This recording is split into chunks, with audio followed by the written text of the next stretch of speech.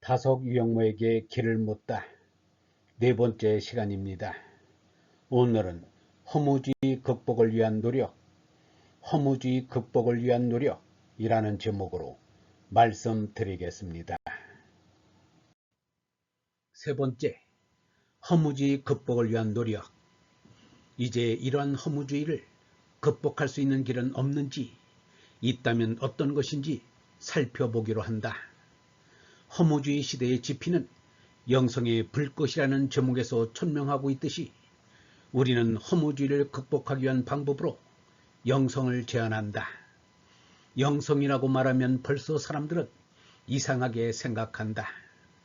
영성으로 뭘 어쩌겠다는 것인가 라고 말이다.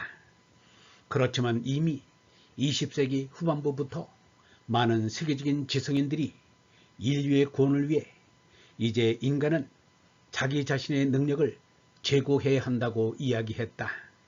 그러니까 기술과 과학이 극에 이른 현대가 과연 인류에게 행복을 약속해 주고 있는가?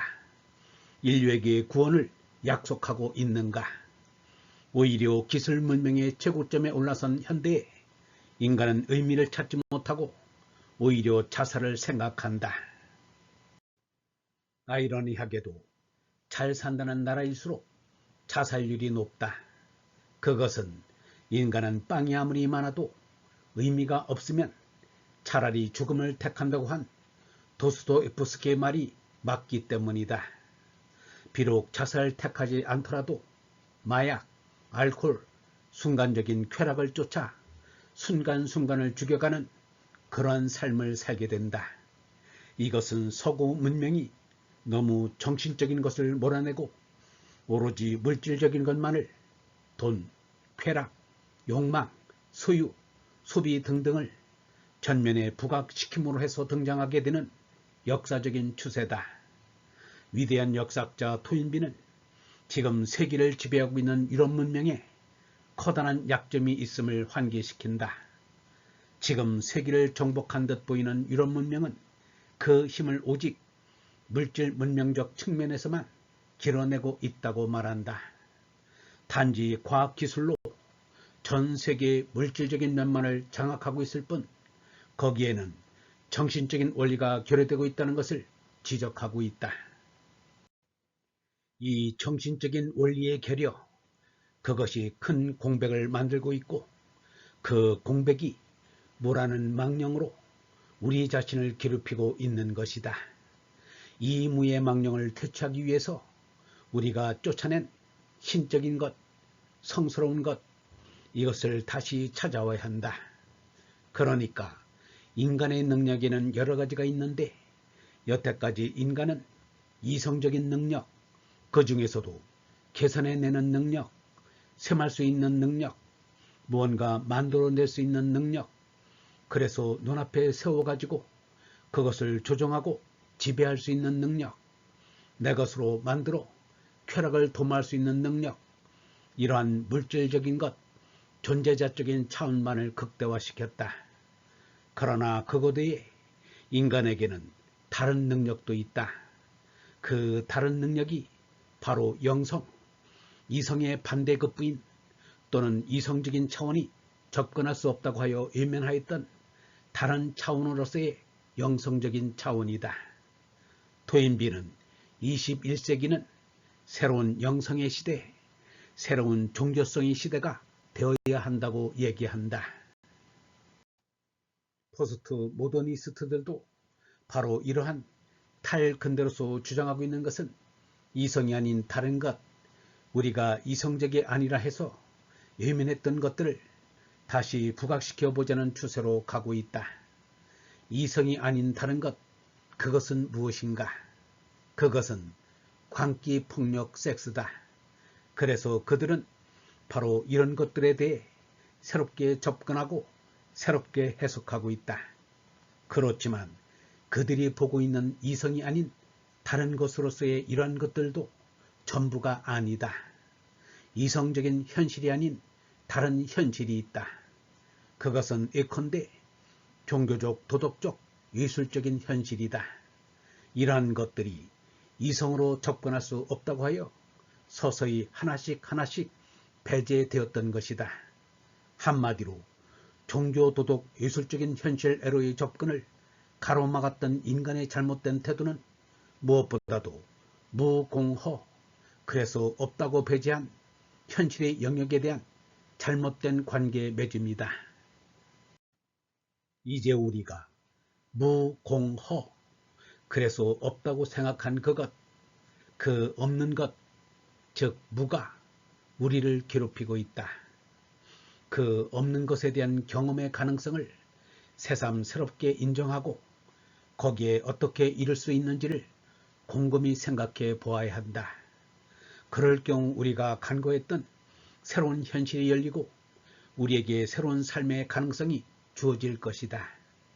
바로 이 점에서 동양 사람들, 특히 한국 사람들이 이제 숨겨진 재능을 펼칠 수 있는 기회가 왔다고 본다.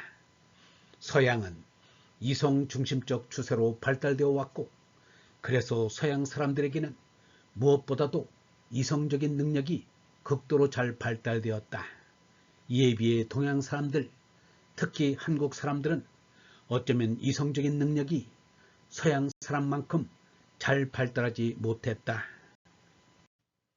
서양은 근대화를 거치면서 모든 것이 모든 면에서 합리적이 되어 서양 사람들은 이제 그렇게 합리적으로 된 투명한 유리병 속에 살기가 싫다고 하며 유리병을 깨고 있다. 그렇지만 우리는 다르다. 우리는 지난 반만년의 역사, 그리고 근대화가 시작된 지난 100년의 역사 속에서 우리는 서양 사람처럼 그렇게 합리적이 된 적이 한 번도 없었다. 우리의 생활이 생활 세계가 유리그릇처럼 투명해 본 적이 없었다.